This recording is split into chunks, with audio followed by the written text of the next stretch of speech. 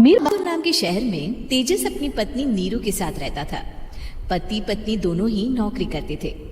एक दिन तेजस गांव अपनी माँ के पास फोन करता है। हेलो, प्रणाम माँ। जीते रहो माँ, तुम दादी बनने वाली हो? अरे वाह, ठीक है बेटा, मैं कल ही आती हूँ। जब माँ जी शहर पहुंची तो बेटी बहू ने बहुत अच्छे से स्वागत किया। लीजिए माँ जी चाय। अरे गर्मा गर्म पकोड़े ले आओ माँ के लिए। नीरू रसोई में गई और 2 मिनट में ही पकोड़े ले आई। जी ये लीजिए। बहू जादू से बनाए हैं क्या? अभी तो रसोई में गई थी। यमी। माँ जी शीला रसोई में पकोड़े तल रही है, मैं बस लेकर आई। हे भगवान, मेरा धर्म भ्रष्ट कर दिया तूने। अब तो गंगा जल से शुद्धिकरण करना होगा। दूसरे दिन, माँ जी मैंने नाश्ता बना दिया है, ऑफिस जा रही हूँ। पर अभी तो घर का सारा काम पड़ा है। शीला आती ही होगी, झाड़ू पोछा बर्तन कपड़े वो सब कर लेगी। हमारे जमाने में घर का सारा काम हम ही करते थे। जी माँ जी आप बहुत होशियार हैं, मैं घर ऑफिस दोनों नहीं संभाल पाती। तो जरूरत क्या है घर से बाहर जाकर चाकरी करने की? वैसे भी घर का काम खुद करने से घर में बरकत आती है, समझी? पर माँ जी। पर वर कुछ नहीं, इस महीने की पगार मिले फिर ऑफिस बंद है। हाँ। रात को नीरू तेजस से कहती है, सुनिए जी, माँ जी बोल रही थी कि मैं नौकरी छोड़ दूं। वैसे ठीक ही तो है, अभी तुम्हें आराम की जरूरत है।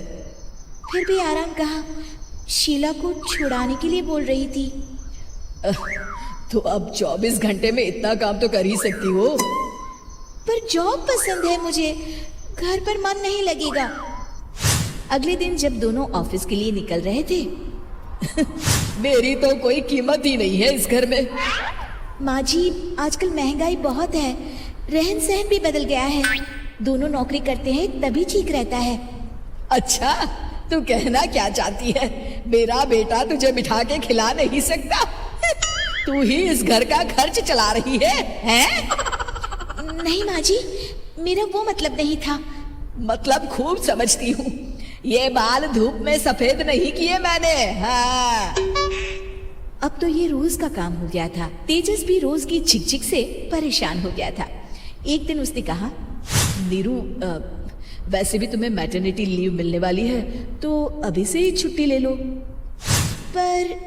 पर क्या, मेरी सैलरी अच्छी खासी है।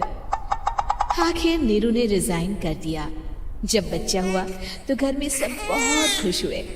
कुछ दिनों बाद तेजस फाइल देख रहा था। क्या हुआ तेजस, कुछ परेशान लग रहे हो? हाँ, वो हमारी जितनी सेविंग्स थी वो तो हॉस्पिटल में और छठी के फंक्शन में खत्म हो गई है नीरू। और अभी वैसे मंदी चल रही है तो मैं बोल रही थी कल मुन्ना को हेपेटाइटिस का टीका लगवाना है। नीरू क्या पोस्टपोन नहीं कर सकते? नहीं जी, बिल्कुल नहीं। अब तेजस को समझ में आ रहा था कि उससे गलती हुई है। पैसों की कमी का असर घर के माहौल पर भी पड़ रहा था। अगले दिन, बेटा मेरा चश्मा और ये दवाइयाँ ले आना, पर्चा देते हुए माँ जी ने कहा। जी। तेजस मुन्ना के लिए दूध का डिब्बा और डायपर भी ले आना, और ये किराने के सामान की लिस्ट है, इसे भी लाना है। तेजस गुस्से में लिस्ट मरोड़ कर फेंकता है और चिल्लाता है, पैसे क्या पेड़ पर उगते हैं? ये ले आना वो ले आना। अरे पर ये जरूरत का सामान ही है। वो गुस्से में बिना कुछ कहे ऑफिस चला गया। अरे अरे लंच तो ले जाइए। नीरू दौड़कर डिब्बा पकड़ाती है। एक दिन खाना खाने के बाद, नीरू अब तो मुन्ना कुछ बड़ा हो गया, तो अब तुम वापस ज्वाइन कर लो ना जॉब। पर इस रिसेशन में जॉब मिलना बहुत मुश्किल है। ट्राई तो करो। फिर मुन्ना? माँ जी है ना, और एक फुल टाइम मेड भी लगा लेंगे। पर माँ जी उन्हें तो पसंद नहीं।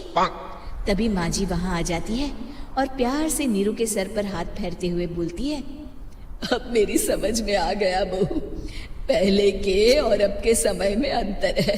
तुम काम शुरू करो, मुन्ना की जिम्मेदारी मेरी। मेरी प्यारी माँ जी। ये कहकर नीरू उनके गले लग गई। शिक्षा, परिवर्तन संसार का नियम है, हमें भी समय के साथ चलना चाहिए। उम्मीद है कि आपको हमारी ये कहानी पसंद आई होगी।